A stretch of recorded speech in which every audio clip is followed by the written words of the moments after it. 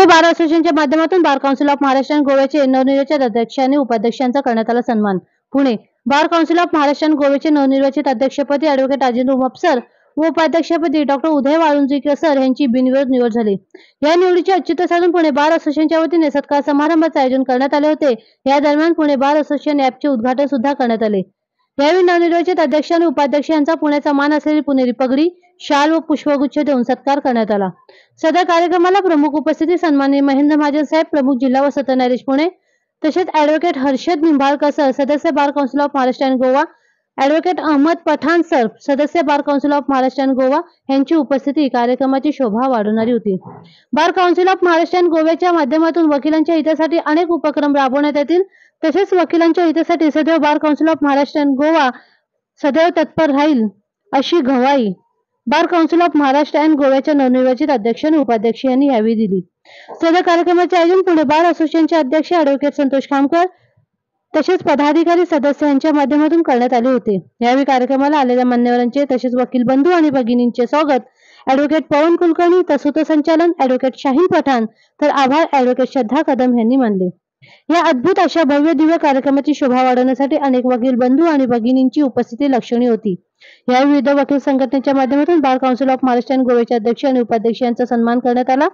या कार्यक्रमादरम्यान एक जागरूक मतदार म्हणून मतदान करण्याची शपथ आलेले मान्यवर न्यायाधीश वर्ग आणि वकील बंधू आणि भगिनी यांनी घेतली।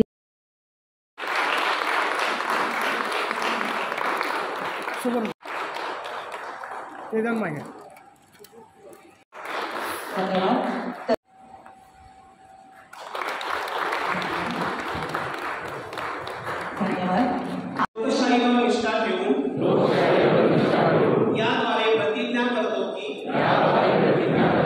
आपल्या देशाच्या लोकशाही परंपरांचे जतन करू आणि मुक्त निपक्षपाती व शांततापूर्ण वातावरणातील निवडणुकांचे पावित्र्य राखू व प्रत्येक निवडणुकीत निर्भयपणे तसेच धर्म, वंश, जात, समाज, भाषा यांच्या विचारांच्या प्रभावाखाली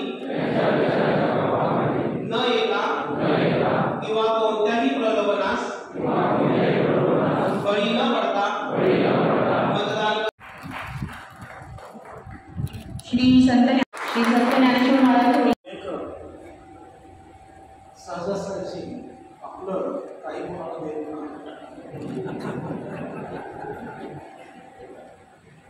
त्या पुणेकरांमध्ये वकील लोक कसे असतील याची कल्पनाच केलेली होती आणि अशा वकील लोकांनी आज आपल्याला पुणेरी पगड्या घातलेल्या आहेत। समजून घ्या की त्यांना तुमच्याकडनं काय अपेक्षित आहे आणि काय घ्यायचं आहे। तर त्यामुळे आज या पुणेकरांनी ज्यांचं महाराष्ट्र आणि गोवा बार असोसिएशनच्या 25 सदस्यांमध्ये 20% प्रतिनिधित्व आहे, त्या 20% प्रतिनिधित्वाचा मान ठेवून महाराष्ट्र आणि गोवा बार असोसिएशनने आपले जे एक सहकारी आहेत तरुण तडफदार ॲक्टिव्ह हसरे आणि संमेशिव श्री उमाप यांचा अध्यक्ष म्हणून नेमणूक केलेली आहे। हे पूर्ण पुणे बार असोसिएशनला आणि पुणेकरांना अभिमान असतो। आजच्या या घडीला पुणे जिल्ह्यातील जे आधी आपल्यासारखेच बार मेंबर होते, परंतु आज अधिकारी आहेत, ज्युडिशियल ऑफिसर आहेत, रेग्युलर ज्युडिशरीचे मेंबर्स आहेत किंवा एक्सटेटलचे मेंबर आहेत, अशा सर्व वकील वर्ग आणि जे आता अधिकारी आहेत त्यांच्या वतीने श्री उमप आणि श्री वाळुंकर यांचं अभिनंदन करतो। उमप साहेबांचं अभिनंदन आणखी एकासाठी करतो की पुणे जिल्ह्यातल्या ज्ञानेश्वर माऊलीच्या संस्थानाचे ते एक ट्रस्टी आहेत आणि त्या संस्थानाचा एक प्रसिद्ध अध्यक्ष म्हणून त्या ज्ञानेश्वर माऊली संस्थानच्या सगळे पदाधिकारी कर्मचारी आणि सगळ्या वारकरी पंथाच्या जे लोक या जगातल्या एक सर्वात सुंदर इव्हेंट जो असतो की जिथे वारकऱ्यांच्या कंट्रोलमध्ये सगळं असतं आणि जिथे वारकरी लोक आळंदीपासून तर पंढरपुरापर्यंत एक इव्हेंट साजरा करतात आणि जो जगप्रसिद्ध असतो त्या सगळ्या वारकऱ्यांच्या साठी हा एक आनंदाचा भाग आहे की त्यांच्या ज्ञानेश्वर माऊलीचा संस्थांचे ट्रस्टी आज अध्यक्ष होतो आहे. त्यामुळे त्यांच्या वतीने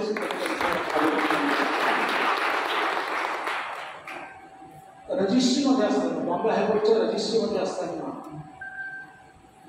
जिथे बार काउन्सिलचं ऑफिस आहे त्याच फ्लोअरवर आमचं रजिस्टर इन्स्पेक्शनचं ऑफिस आहे आणि ज्या ज्या वेळेला पाऊस असायचा त्या वेळेला खालून न जाता आम्ही बार काउन्सिलच्या ऑफिसमधून हायकोर्टात जायचो आणि त्यावेळेला एक लक्षात आलं की जे वकील मुलं वकिलीची पदवी घेतात आणि पदवी घेतल्यानंतर सनदसाठी बार काउन्सिलकडे येतात त्यांना दिवस 2 दिवस तिथे खेटे घालावे लागतात आणि आपलं रजिस्ट्रेशन करावं लागतं. रजिस्ट्रेशन केल्यानंतर सनद घेण्यासाठी खूप वेळ खर्च करावा लागतो. मी अशा वकील वर्गांकडनं या दोघं अध्यक्ष आणि उपाध्यक्षांकडनं अपेक्षा करतो की त्यांचं रजिस्ट्रेशन स्मूथली कमीत कमी पैशात कमीत कमी इन्कन्व्हिनियन्स होता जर करता आलं तर ते आपण नक्की करावं. आणि तेव्हापासून 23 जुलै 2019ला ही बार काउन्सिल अस्तित्वात आली आणि 14 ऑगस्ट 2019 पासून आम्ही चार्ज घेतला. खऱ्या अर्थानं चार्ज घेतल्यानंतर पहिल्यांदा जर कुठलं काम करायची संधी मला मिळाली असेल तर ती म्हणजे इन्शुरन्स कमिटीचा चेअरमन आणि इन्व्हॉल्वमेंट कमिटीचा सदस्य. इन्व्हॉल्वमेंट कमिटीमध्ये काम करत असताना जे नवीन ॲडव्होकेट आहेत त्यांना एनरोल होताना पोलीस व्हेरिफिकेशन हे कंपल्सरी होतं आणि मग आमचे नवोदित वकील हे पोलीस व्हेरिफिकेशन करण्यासाठी एकदा वकिलीचं शिक्षण पूर्ण झाल्यानंतर त्यांना पहिलं जर कुठे जावं लागायचं तर ते पोलीस स्टेशनला जावं लागायचं आणि म्हणून आम्ही पहिल्या मीटिंगला निर्णय घेतला की आपल्याला पोलीस स्टेशनला जायची गरज नाही. आपण फक्त त्या ठिकाणी प्रतिज्ञापत्र करा 100 रुपयाच्या स्टॅम्प पेपरवर आणि त्या प्रतिज्ञापत्राच्या आधारावरती आम्ही त्या वकील बंधू भगिनींचं पोलीस व्हेरिफिकेशन काढलं आणि प्रतिज्ञापत्राच्या आधारावर त्यांना सनद देण्याचा निर्णय घेतला. खऱ्या अर्थानं आता माझे सहकारी आणि उपाध्यक्ष वारुंजीकर साहेबांनी सांगितलं की इन्शुरन्सची स्कीम आहे, अत्यंत प्रभावी स्कीम आहे. पहिल्या दिवसापासून तुमचा प्रत्येक आजार त्यामध्ये कव्हर होतो, कुठलाही मेडिकल चेकअप नाही आणि याचा सर्व विचार करून सन 1/1/2020 पासून जे नवोदित वकील आहेत त्यांच्यासाठी आम्ही एक योजना आखली की प्रत्येक वकिलाचा 75,000चा मेडिक्लेम आणि 5 लाखाचा ऍक्सिडेंट क्लेम हा 1/1/2020 पासून जे नवोदित वकील इन्रोल झालेले आहेत त्यांच्यासाठी बार काउन्सिल ही योजना आणलेली आहे. खऱ्या अर्थानं आरोग्याकडे आपण दुर्लक्ष करत असतो, परंतु मी आपल्या सर्वांना विनंती करेन की आपल्या आरोग्याकडे दुर्लक्ष करू नका. बार काउन्सिल ही चांगली योजना आणलेली आहे, त्या योजनेचा आपण निश्चितपणे फायदा घ्यावा अशा प्रकारची विनंती करतो. परंतु हे करत असताना कोरोनाचं जे संकट आलं त्या संकटाची सर्वांना कल्पना आहे आणि अशा संकटाच्या वेळेमध्ये खरोखर आमच्या वकील बंधू भगिनींचे जे काही किंवा सर्वसामान्य लोकांचे जे हाल झाले खरोखर ते खूप कठीण काळ होता आणि या काळामध्ये आपल्या वकिलांना काहीतरी मदत झाली पाहिजे यासाठी आम्ही सर्वजण एकत्र आलो आणि त्या ठिकाणी प्रत्येक वकिलाला कुठल्या ना कुठल्या प्रकारची मदत करता यावी म्हणून आम्ही त्या ठिकाणी किटचा उपक्रम राबवला. खऱ्या अर्थानं या सोसायटीतून किंवा या सोसायटीच्या पलीकडे आपल्याला जाता येत नव्हतं. अशा प्रकारची परिस्थिती असताना अनेक वकील बंधू भगिनी या ठिकाणी पुढाकार घेतला त्यांनी आणि बार काउन्सिलची जी काही योजना होती त्या योजनेमध्ये त्यांचं जे काही योगदान आहे ते अत्यंत वाखाणण्याजोगं आहे. खऱ्या अर्थानं नुसतं किट वाटून थांबलो नाही तर प्रत्येक वकिलाला त्या ठिकाणी जो काही खर्च आला त्या ठिकाणी मेडिक्लेमचा खर्च आम्ही 50,000 पर्यंतची मदत केली आणि जे वकील मित्र या ठिकाणी आपल्याला सोडून गेले त्यांच्या वारसांना 1 लाख रुपये मदत करण्याचं त्या ठिकाणी आम्ही प्रयत्न केला आणि सर्वांना आजपर्यंत दिलेला आहे. खऱ्या अर्थानं हे सर्व करत असताना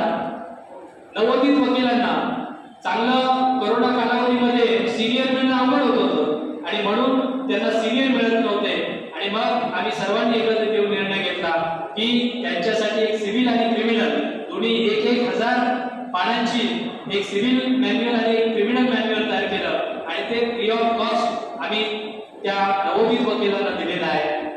खऱ्या अर्थानं हे करत असताना त्यांना निंबाळकर साहेबांनी सांगितल्याप्रमाणे 4 दिवस फिजिकल आणि 4 दिवस ऑनलाईन अशा प्रकारचं 8 दिवसाचं कंपल्सरी ट्रेनिंग आम्ही देण्याचा निर्णय घेतला आणि त्या पद्धतीनं ट्रेनिंग देखील दिलं. जवळजवळ 2,000 वकील बंधू भगिनींना खराडी या ठिकाणी आपण ट्रेनिंग दिलेलं आहे. खरोखर अशा प्रकारच्या अनेक योजना राबवत असताना बार काउन्सिलचं डिजिटलायझेशन व्हावं यासाठी आमचे सर्व मेंबर्स आग्रही होते आणि त्या पद्धतीने आमचा उपक्रम सुरू आहे. माननीय सर्वोच्च न्यायालयाने निर्देश दिल्याप्रमाणे प्रत्येक ठिकाणी ई फायलिंग कंपल्सरी झालं आणि मग असं करत असताना आमच्या वकील बंधू भगिनींना ज्या काही अडचणी येत होत्या त्याचा विचार करून आम्ही प्रत्येक जिल्ह्याच्या ठिकाणी 2 कॉम्प्युटर प्रिंटर स्कॅनर आणि तालुक्याच्या ठिकाणी 1 कॉम्प्युटर प्रिंटर स्कॅनर दिला. त्या कामी आम्हाला सर्वोच्च न्यायालय असेल उच्च न्यायालय या ठिकाणी चांगल्या ठिकाणी जागा उपलब्ध करून दिली. याचा फायदा करून घेण्याचं आम्ही ठरवलं आणि म्हणून ई फायलिंग सेंटर बरोबरच ई फॅसिलिटी सेंटर चालू केलं जेणेकरून त्या सेंटरमध्ये आपल्याला जे काही डुप्लिकेट आय कार्ड असेल किंवा डुप्लिकेट सनद असेल किंवा गुड स्टँडिंग सर्टिफिकेट असेल किंवा इतर जे काही मेडिक्लेम असेल एड फंड असेल अशा ज्या काही योजना असतील त्या योजना ऑनलाईन पद्धतीनं पूर्ण करण्याचा आमचा प्रयास आहे प्रयत्न आहे आणि भविष्य काळामध्ये निश्चितपणे लवकरात लवकर त्या योजना आम्ही पूर्ण करू अशा प्रकारचं आश्वासन या ठिकाणी आपल्याला देतो. आताच सरांनी सांगितल्याप्रमाणे आम्हाला दुग्ध शर्करा आयोगाप्रमाणे तळोजाला 2 एकरचा भूखंड 1 रुपया नाममात्र भाडेतत्वावर 99 वर्षाच्या कराराने मिळालेला आहे. त्या ठिकाणी ताबा देखील मिळालेला आहे. फेन्सिंगचं काम चालू आहे आणि निश्चितपणे पुढच्या आठवड्यामध्ये त्याचं कंपाऊंड देखील पूर्ण होईल आणि पठाण सरांनी सांगितल्याप्रमाणे त्यासाठी लागणाऱ्या ज्या काही परवानगी असतील त्या लवकरात लवकर मिळवण्यासाठी निश्चितपणे आम्ही सर्वजण प्रयत्न करू. त्याचप्रमाणे कळवा या ठिकाणी देखील 2.5 एकरचा भूखंड हा अकॅडमीसाठी मिळालेला आहे. त्याच्यामध्ये देखील काही कायदेशीर प्रक्रिया अजून बाकी आहे त्या देखील लवकरात लवकर पूर्ण करण्याचा आमचा प्रयत्न असणार आहे. त्याच्यासाठी देखील मी प्रयत्न करणार आहे. खऱ्या अर्थानं बार काउन्सिल आल्यानंतर आपल्याला लक्षात येईल की त्या ठिकाणी आम्हाला जागा कमी पडते आणि म्हणून आम्ही सर्वांनी निर्णय घेतला आणि शेजारीच एक 1,500 स्क्वेअर फीटची जागा त्या ठिकाणी आम्ही विकत घेतली आणि तिथं बार काउन्सिलचे काही सेक्शन्स आहेत ते हलवले आणि तिथं कार्यक्रम त्या ठिकाणी तो हे देखील काही सेक्शन्स त्या ठिकाणी कार्यरत केले. खऱ्या अर्थानं आताच वरंजीकर साहेबांनी सांगितलं की 23 मे पासून 4 दिवसाचा उन्हाळी शिबिर त्या ठिकाणी सिंहगड इन्स्टिट्यूट मध्ये आयोजित केलेलं आहे. 300 वकील बंधू भगिनींना त्या ठिकाणी जो प्रथम येईल त्याला प्राधान्य दिलं जाईल अशा प्रकारे 300 वॅकन्सीज आहेत. 3,000 रुपये त्याची कॉस्ट आहे. त्यामध्ये सर्व खर्च जो काही राहण्याचा असेल तुमच्या जेवणाचा असेल तो सर्व खर्च हा बार काउन्सिल करणार आहे. आपण फक्त त्या ठिकाणी यायचंय. खऱ्या अर्थानं आताच आमच्या सहकारी मित्र ॲडव्होकेट माझ्या भुताळा सरांनी त्या ठिकाणी सरांना चिठ्ठी दिली आणि ॲडव्होकेट प्रोटेक्शन बाबत विचारलं तर आम्ही त्या ठिकाणी ॲडव्होकेट प्रोटेक्शन ऍक्ट यावा यासाठी अनेक प्रयत्न केलेले आहेत. सेंट्रल गव्हर्नमेंटकडे ऍक्ट देखील दिलेला होता त्याप्रमाणे त्यांनी सूचना देखील मागवलेल्या होत्या. परंतु ज्यावेळेस इंटरनॅशनल लॉ कॉन्फरन्स दिल्ली येथे झाले त्यावेळेस माननीय पंतप्रधान आणि माननीय गृहमंत्री हे आलेले होते. त्यावेळेस माननीय गृहमंत्र्यांनी आम्हाला सांगितलं की आपण या केंद्रीय कायद्यासाठी उशीर लागणार आहे तर तुम्ही स्टेटकडे जावा. स्टेटला देखील त्या ठिकाणी पॉवर आहे. तुम्ही स्टेटकडे प्रोटेक्शन ऍक्ट मंजूर करून घ्या आणि त्या पद्धतीने आम्ही ॲडव्होकेट प्रोटेक्शन ऍक्ट तयार केलेला आहे आणि तो नुसता तयार केलेला नाही तर प्रथमतः बार काउन्सिलच्या इतिहासामध्ये पहिल्यांदा एखादा कायदा आम्ही तयार केला आणि आपल्यासाठी ज्या काही सूचना असतील त्या सूचना आपण द्याव्यात अशा प्रकारचं जाहीर प्रकटन करून आपल्या सूचना त्या ठिकाणी आलेल्या आहेत. त्या सूचनांचं इन्क्लुजन करण्याचं काम त्या अंतर्भूत करण्याचं काम सुरू आहे आणि थोड्या दिवसामध्ये तो प्रोटेक्शन ऍक्ट जो आहे तो आम्ही राज्य सरकारकडे पाठवणार आहोत आणि येणाऱ्या अधिवेशनामध्ये निश्चितपणे तो प्रोटेक्शन ऍक्ट पास करण्यासाठी आम्ही प्रयत्न करणार आहोत. त्याच पद्धतीने त्याच पद्धतीनं वेलफेअर ऍक्ट आतापर्यंत 30,000 रुपये आपल्याला निवृत्ती वेतन मिळत आहे आणि आतापर्यंत जवळजवळ सर्व अर्ज आम्ही निकाली काढलेले आहेत. 2015 मध्ये ती 30,000ची रक्कम 3 लाखांनी वाढवली, परंतु आतापर्यंत कोणालाही त्याचा फायदा मिळाला नाही आणि म्हणून आम्ही सर्व बार काउन्सिलचे मेंबर एकत्र आलो आणि याच्यावरती काहीतरी ठोस निर्णय झाला पाहिजे. म्हणून आम्ही प्रत्येक राज्याचा जो काही वेलफेअर ऍक्ट आहे त्याचा अभ्यास केला आणि तुलनात्मक अभ्यास करून त्या ठिकाणी वेलफेअर ऍक्ट तयार केला आणि तो वेलफेअर ऍक्ट माननीय ॲडव्होकेट जनरल साहेबांच्याकडे दिला. त्यांनी त्यामध्ये काही सूचना आम्हाला दिल्या, त्या सूचना देऊन आम्ही तो वेलफेअर ऍक्ट दिलेला होता. तो मागच्या अधिवेशनामध्ये, नागपूरच्या अधिवेशनामध्ये मंजूर करण्याचं आम्हाला आश्वासन दिलं होतं, परंतु काही कारणास्तव झालेलं नाही. परंतु निश्चितपणे येणाऱ्या अधिवेशनामध्ये तो देखील ऍक्ट पारित करण्यासाठी आम्ही आग्रही राहू, जेणेकरून प्रत्येक वकिलाला कमीत कमी 5 लाख रुपये त्या ठिकाणी मिळू शकतील अशा प्रकारचा आमचा प्रयत्न असणार आहे. त्या ठिकाणी आम्हाला गव्हर्नमेंटला एवढीच विनंती करायची आहे की आपण 1 रुपया आम्हाला देऊ नका. सर्व जे काही पैसे आहेत ते आम्ही गोळा करू, त्या ठिकाणी आमचा आम्ही गोळा करून आमच्या वकिलांना आमचा आम्ही मदत करू, परंतु जो काही पूर्वीचा ऍक्ट आहे तो ऍक्ट आम्हाला रिपील करून द्या अशा प्रकारची मागणी आम्ही केलेली आहे आणि तसा ऍक्ट देखील तयार करून दिलेला आहे. अशा प्रकारचे अनेक उपक्रम राबवण्याचा आमचा मानस आहे. खऱ्या अर्थानं मी पठाण सरांना आणि निंबाळकर साहेबांना, त्याचप्रमाणे कोंडे देशमुख साहेब असतील, अविनाश आव्हाड असतील, आम्ही 5 त्या ठिकाणी बार काउन्सिलचे मेंबर 25 पैकी 5 पुण्याचे आहोत आणि जवळजवळ जुलैमध्ये 5वं वर्ष संपत आलेलं होतं, परंतु पुण्याला प्रतिनिधित्व मिळत नव्हतं, चेअरमनशिप मिळत नव्हती. म्हणून आम्ही सर्वजण आग्रही होतो आणि खऱ्या अर्थानं निंबाळकर साहेब असतील, पठाण साहेब असतील, आज त्यांच्या 3 टर्म पूर्ण झालेल्या आहे आणि त्यांचा निश्चितपणे आवडीप्रमाणे हक्क आणि अधिकार होता. परंतु माझ्यासारख्या ज्युनियरला त्यांनी त्या ठिकाणी हक्क सांगितला, परंतु त्याच वेळेस ज्यावेळेस सर्वांनी ग्रुपमध्ये सांगितलं त्यावेळेस आग्रा आणि पठाण सरांनी आणि निंबाळकर साहेबांनी सांगितलं की ठीक आहे, उमापला संधी द्यायची तर आम्ही निश्चितपणे देऊ, पण आमचा देखील विचार करावा. सर, तुमचा तो अधिकार आहे आणि निश्चितपणे तुमचा अधिकार मिळाल्याशिवाय राहणार नाही अशा प्रकारचं वचन या ठिकाणी मी अशोकामध्ये देतो. खऱ्या अर्थानं अनेक उपक्रम राबवण्याचा प्रधान न्यायाधीश sir, bar council of Maharashtra आणि गोवाचे अध्यक्ष आणि माझे मित्र राजेंद्र उमा, बार काउन्सिलमध्ये माझे दोन्ही अन्य सहकारी, माजी अध्यक्ष निंबाळकर, माजी उपाध्यक्ष पठाण सर, स्थानिक वकील संघाचे अध्यक्ष, त्यांची पूर्ण टीम, वकिलांची सोसायटी त्यांची संपूर्ण टीम, अनेक चेहरे समोर ओळखीचे दिसत आहेत, पण जरा कटशॉट करायला पाहिजे. सगळ्यात पहिल्यांदा धन्यवाद याच्यासाठी की या अशा पवित्र आणि आयकॉनिक अशोका हॉलमध्ये मला आपण बोलवलं, पुणेरी पगडी देऊन प्रेमाचं प्रतीक देऊन स्वागत केलं आणि विश्वास दाखवला आणि अपेक्षा पण व्यक्त केली. त्यामुळं आपल्या सगळ्यांना मनापासून प्रचंड प्रचंड आणि प्रचंड धन्यवाद. आता टाळ्या वाजवायला हरकत पिढीचे साहेब, खूप वेळा असं होतं की आपल्या वकिलांना सुद्धा टाळ्या कुठं आणि कधी वाजवायच्या हे कळत नसतं.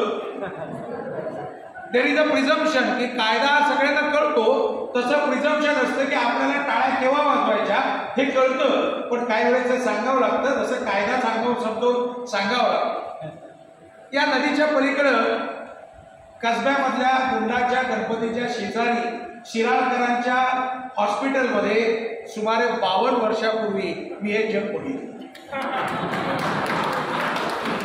पण तिथून इथपर्यंत येणारा प्रवास जो आहे त्याला 52 वर्ष लागली, कारण तिथला जो प्रवास होता तो पवन आणि खापकर साहेबांनी सांगितलं, तो वाया नगर, वाया मुंबई असा करत करत पुण्यामध्ये अशोका हॉलमधला प्रवास आला. तर मला विचारा तर माझ्या आयुष्यातला खूप अत्यंत चांगला दिवस आहे की तुम्ही मला या ठिकाणी बोलवलं. मी अनेक वेळा वेगवेगळ्या लोकांच्या फेसबुकवरती किंवा वेगवेगळ्या लोकांच्या स्टेटसमध्ये किंवा वेगवेगळ्या ग्रुपमध्ये या अशोका हॉलमध्ये घडलेले अनेक कार्यक्रम बघितलेले, त्याचे फोटो लाईक केलेले आहेत. मला वाटलं नव्हतं मला कधी या ठिकाणी बोलवाल, पण आमच्या खामकर साहेबांनी आणि उमाप साहेबांनी एकदा आदेश दिलाय म्हटल्यानंतर इथं यायला पाहिजे. सगळ्यात महत्वाची गोष्ट कुठली आहे तर आपल्या लक्षात आलं असेल तर गेली काही वर्ष बार कौन्सिल म्हणजे फक्त निवडणुका न करता बाकीच्या पण गोष्टी करणारी संस्था आहे हे आपल्या सगळ्यांच्या लक्षात यायला लागतं. मग आपल्याला आठवत असेल तर या महिन्यामध्ये, या जुलै महिन्यामध्ये जी इन्शुरन्सची योजना परत चालू होईल त्या इन्शुरन्सची आठवण करून द्यायला पाहिजे. कारण करोनाच्या कालावधीमध्ये आपल्या लक्षात आलं की आपण सगळे एक बेटं बनवून गेलेले होते मुळा आणि मुठामधली, पण या सगळ्या बेटांना एकत्र करण्यासाठी बार कौन्सिलच्या विविध योजना होत्या की ज्या योजनेमधून आपल्याला अत्यावश्यक गरजा ज्या काही होत्या त्या पूर्ण करण्यासाठी किटचं वाटप करण्यात आले होते. आणि मग त्यावेळेस लक्षात आलं की आपल्यापैकी अनेक लोकांचे इन्शुरन्सेस नव्हते. आणि आपल्याला माहिती आहे की आपल्याला काळा कोड घातल्यानंतर काळा कोड आपल्याला काही गोष्टी फ्री देतो. त्यामुळे काळा कोड घातला, व्यवसाय जरा चांगला सेटल झाला की हळूच ब्लड प्रेशर फ्री मिळतं, मग हळूच रक्तात शुगर फ्री व्हायला लागते. जिभेवरती येईल का नाही ते माहित नाही, पण रक्तामध्ये साखर सापडायला लागते. मग जरा हार्ट थोडंसं जरा सांगायला लागतं की अरे जरा थोडंसं लक्ष द्या. आणि म्हणून ती जी योजना आणलेली आहे त्याचं श्रेय आपल्या अध्यक्ष साहेबांना जातं. राजेंद्र उमापले इन्शुरन्स कमिटीचे अध्यक्ष होते की कुठलाही आजार असला तरी देखील तुम्हाला ही योजना लागू होते. कुठलीही मेडिकल करायची गरज नाही. ऑल एक्झिस्टिंग डिसीजेस जे काय आहेत ते सगळे कव्हर केले. मला खात्री आहे या जुलैमध्ये परत एकदा आपण प्रीमियम भरून आपलं स्वतःचं कव्हर जे काय आहे ते इन्शुरन्स कव्हर वाढवून घेऊ.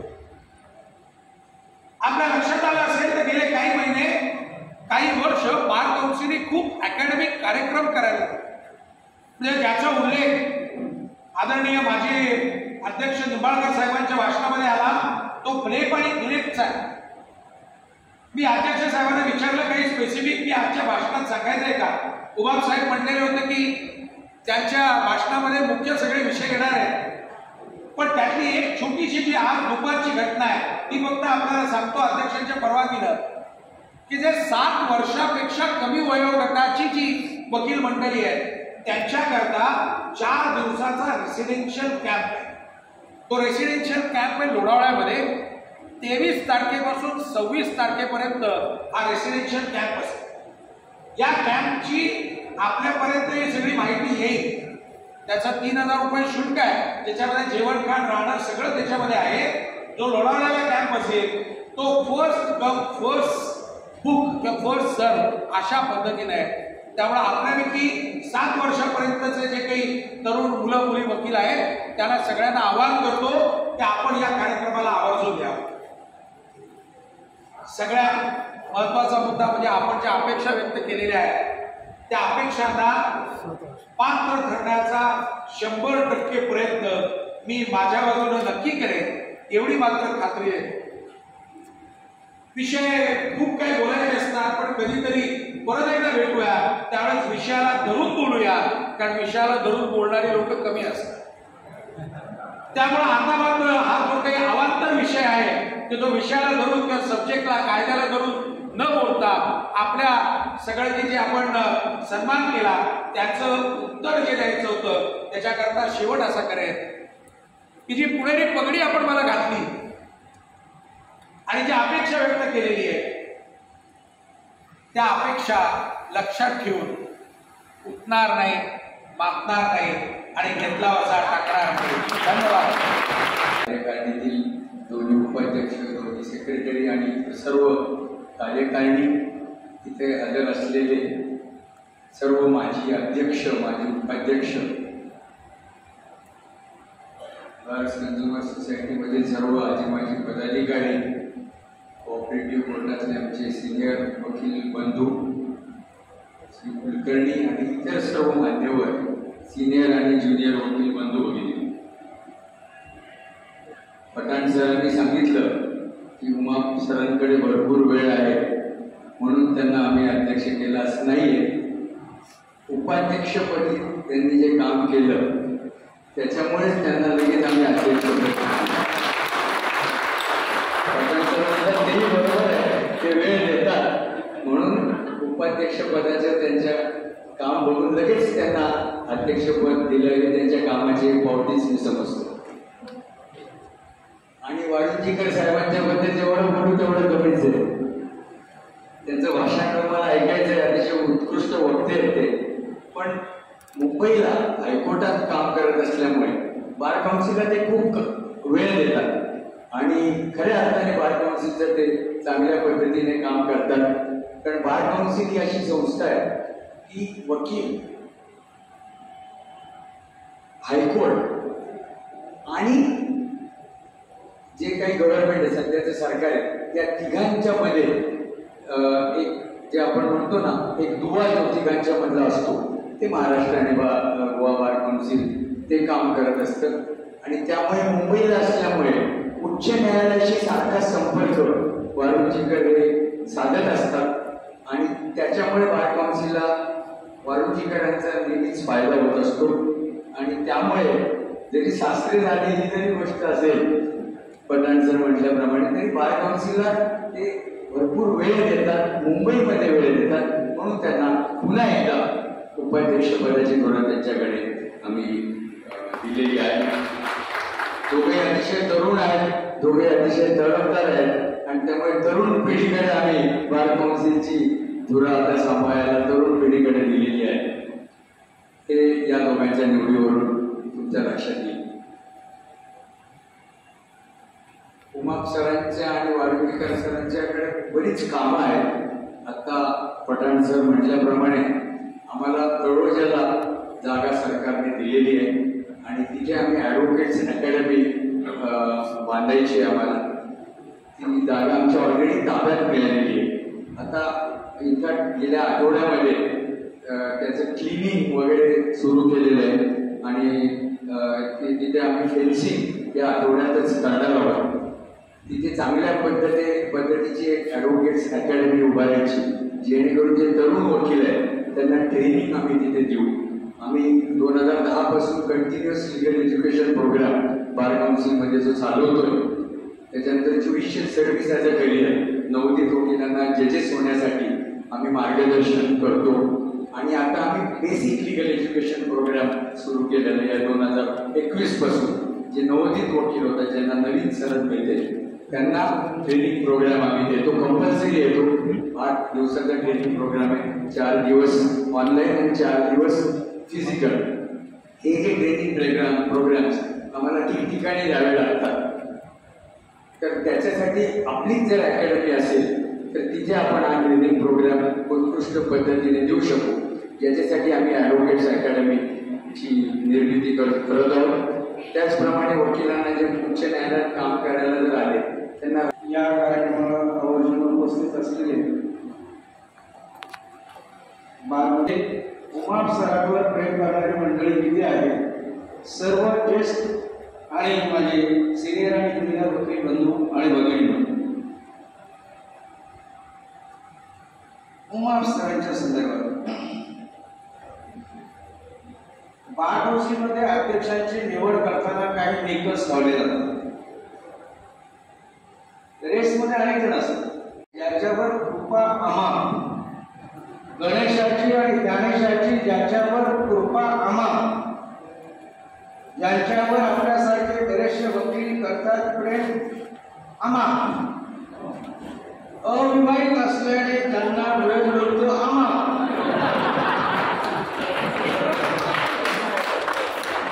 बार काउन्सिलच्या कार्यक्रमात सर्व ते खर्च करतात आम्हा म्हणून सर्वांमध्ये अध्यक्ष झाले राजेंद्र उमा. अध्यक्षपदाचा प्रियंका होती त्या दिवशी त्यांच्या अध्यक्षपदाचा प्रस्ताव मलाच मागावा लागला आणि मी माझा प्रस्ताव माझ्या अध्यक्षपदाचं नाव नंतर बाजूला ठेवला. क्योंकि मैं जानता हूँ इन्होंने वादा किया है कि पठान सर आपको भी हम आज नकल बनाएंगे. कब बनाएंगे मुझे मालूम नहीं बनाएंगे. हम उनकी महफिल में इसलिए जा बैठे कभी उधर देखेंगे कभी उधर देखेंगे कभी तो इधर देखेंगे.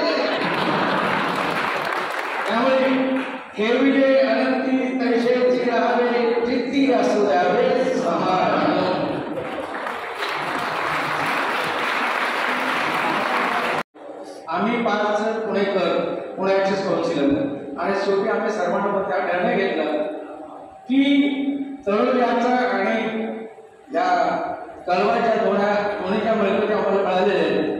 या तळोजामध्ये जी आपण ॲडव्होकेट अकॅडमी सुरू करणार आहोत त्याचंही काम, बरीचशी कामं, आणि कळवला आपला national law school bar council Maharashtra आणि गोवाचे सुरू करणार आहोत, आणि त्याचा शुभारंभ, त्याची जी कामं सरकार दरबारी आहे, आणि याला पूर्ण वेळ देणारा अध्यक्ष पाहिजे. म्हणून अळवाई दुसरा चेहरा आणि पूर्ण वेळ देणारा आमचा हा अध्यक्ष, याची 7 निवड बार काउन्सिलने केलेली आहे. बार काउन्सिलच्या इतिहासात उपाध्यक्षानंतर लगेच अध्यक्ष असं फार क्वचित घडलं नाही. माझ्या 20 वर्षाच्या कालावधीत हे पहिल्यांदा घडलं. कारण कसं त्यांनी शब्द दिला आहे, आणि बार काउन्सिलचे आमचे जे सन्माननीय सदस्य आहेत केंद्रावर यांनी अशी केली. यांनी सर असं सन्माननीय व्यासपीठावरील पुणे जिल्ह्याचे प्रमुख जिल्हा व सत्र न्यायाधीश माननीय महाजन साहेब, तसेच आजचे सत्कारमूर्ती बार काउन्सिल महाराष्ट्र आणि गोवाचे नवनिर्वाचित अध्यक्ष माननीय राजेंद्र उमाप सर आणि उपाध्यक्ष ॲडव्होकेट उदय वारुंजीकर सर यांच्या सत्काराच्या निमित्त आपण आयोजित या कार्यक्रमामध्ये सर्वजण आला आहात. आपल्या सर्वांचं स्वागत. याचबरोबर सत्कार करत असताना आपण एक योग, आजचा एक चांगला योग म्हणून किंवा एक चांगला दिवस म्हणून आपण आपल्या पुणे बारच्या नावाने एक ॲप विकसित केलेला आहे, त्याचं देखील आपण लॉन्च करतो आहे. खरं तर राजेंद्र उमाप सर असतील किंवा उदय वारुंजीकर सर असतील, आपण सर्वांना अतिशय जवळचे आहेत. राजेंद्र उमाप सरांचं तर आपण पाहिलं असेल की बारचे सेक्रेटरी असतील, माजी अध्यक्ष असतील, किंवा महाराष्ट्र आणि गोवा बार काउन्सिलचे सदस्य म्हणून काम करत असताना त्यांनी वेळोवेळी आपल्या सर्व वकील सहकाऱ्यांना, वकील सदस्यांना मदत केली आहे. खरं तर व्यासपीठावरील उदय वारुंजीकर सर असतील किंवा विद्यमान सदस्य हर्षद निंबाळकर सर असतील, माजी उपाध्यक्ष आणि आताचे विद्यमान सदस्य पठाण सर असतील, या सर्वांनी आपल्याला बार काउन्सिलच्या उपक्रमामध्ये असेल, पुणे बारच्या कुठल्या उपक्रमामध्ये असेल, मधल्या काळामध्ये नोकरीचं जे काही आपल्याला मदत केलेली आहे त्या सर्वांनी, या सर्व गोष्टींमध्ये बार काउन्सिल नेहमी आपल्या सर्वांना सहकार्याची अपेक्षा ठेवून चांगल्या पद्धतीनं खरं काम करत असतं. आणि म्हणूनच खरं तर आजचा हा दोघांचा जो सत्कार आहे, सत्कार मोदींचा, हा खरं तर सर आपल्या घरातील सत्कार आहे असं म्हटलं तर वावगं ठरणार नाही. कारण मग सर आमचे सदस्यच आहेत, माझे अध्यक्ष होते, परंतु उदय वारुंजीकर सरांच्या बाबतीत सांगायचं झालं तर त्यांचं देखील नगर, पुणे, मुंबईचे कनेक्शन आहे, हे सगळं आपल्याला परिचित आहे. आणि खरं तर मला असं वाटतं या सत्कारपतींचा पहिला जो सत्कार आम्ही ठेवला तर विनंती केली की हा आपला घराचा सत्कार म्हणून आम्हाला आमचं निमंत्रण आपण स्वीकारावं. आणि त्या निमित्तानं दोघेही आज हजर झाले सत्कारासाठी. मी पुणे बारच्या वतीनं खरं तर त्यांचे आभार व्यक्त करतो.